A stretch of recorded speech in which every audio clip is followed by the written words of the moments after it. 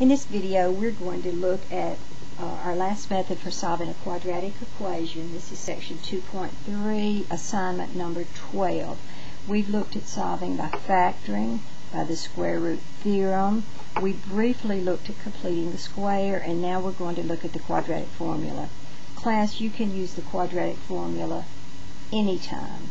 Some problems will not factor. Some are not in the form for the square root theorem.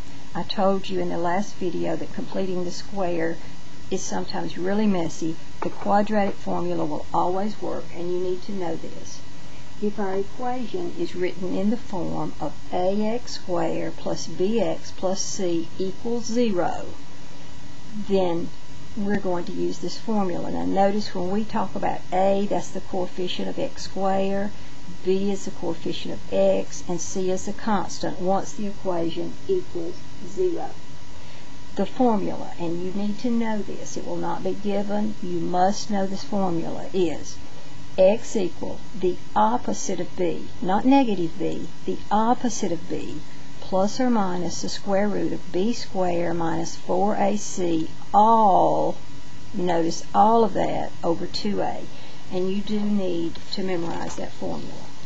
Now we're going to start by looking at three problems if we have the time to look at these. Our first problem says x squared minus 5x equals 14. Your homework may or may not say complete the square, but or it may say quadratic formula. It may say factor. You remember that when you're using My Math Lab, you use a method that works. That's all that is important. I'm going to set this equation equal to 0, and then I'm going to use the quadratic formula. Now in doing so, a is equal to 1, that's the coefficient of x squared, b is equal to negative 5, that's the coefficient of x, and c is equal to negative 14. Now I'm first going to substitute in the opposite of b. The opposite of b will be plus 5 plus or minus the square root of b squared minus 4 times a times c, and that's all over 2 times a. Right, from there we're going to simplify a little. Now I'm going back under this radical. It's going to serve as my grouping device. Under the radical first. Anytime you square a negative, it's going to be a positive. That's always going to be a positive. Now, in the next step, you need to multiply here. Now, if you notice, you have two negatives, so that's going to give me a positive. 4 times 1 is 4. 4 times 14 is 56. All over 2 times 1 is 2. Now again, I go back under that radical and I simplify. 25 plus 56 is 81, all over 2. I'm going back to the radical, and the square root of 81 is 9. Now if you'll notice in this problem, I have no square roots, I have no I for imaginary number, which means that I can now rewrite this problem into 5 plus 9 over 2 and 5 minus 9 over 2. So that would be 14 over 2, which is 7, and this would be negative 4 over 2, which is negative 2. And there are my two answers for that problem. Okay? In our next example, we're going to look at this problem. X squared minus 2x minus 5 equals 0. It's equal to 0, so it's in the correct form. A is equal to 1, B is equal to negative 2, C is equal to negative 5. Now let's substitute. The opposite of B is positive 2, plus or minus the square root of B squared minus 4 times A times C, all over 2 times A. Now that's going to be 2 plus or minus. Now again, I'm going back under the square root. You square a negative, you always get a positive. I'm multiplying. 2 negatives gives me a positive, and 4 times 5 is 20. All over 2 times 1. Back under the square root, 20 plus 4 is 24. Now, do not simplify yet. I do need to do a little manipulation here.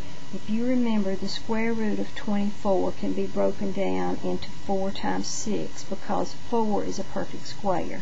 The square root of 4 comes out, and that'll be 2 square root of 6. Now this is going to substitute in place of square root of 24. So I have 2 plus or minus 2 square root of 6 over 2. Now, in my way of saying this, to reduce this, look at the number in front of the plus minus, the number after the plus minus, and the number in the denominator. And if they will reduce, let's do so. 2 will go into each one of those one time.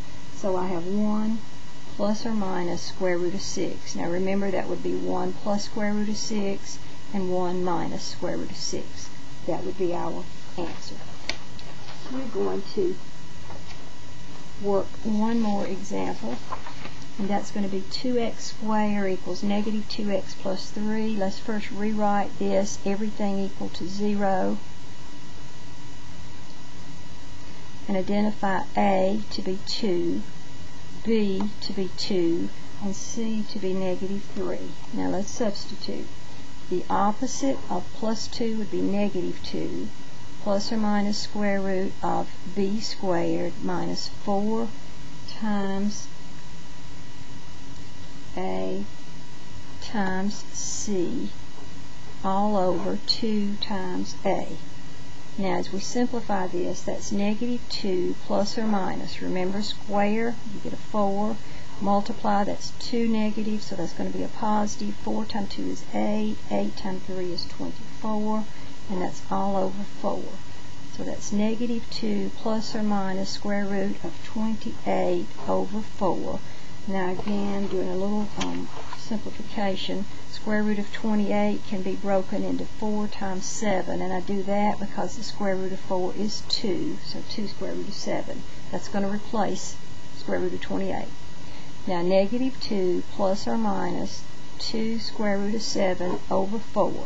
Now remember, we're going to simplify before the plus minus, after the plus minus, and in the denominator, and that can be reduced by 2.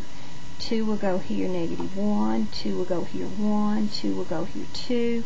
So I have negative 1 plus or minus square root of 7 over 2, or negative 1 plus square root of 7 over 2, and negative 1 minus square root of 7 over 2. You must know this formula. You must know how to work these problems. In most of these, you will either factor or use the quadratic formula, and that will get you solving the equations. Again, this is homework assignment number 12, section 2.3.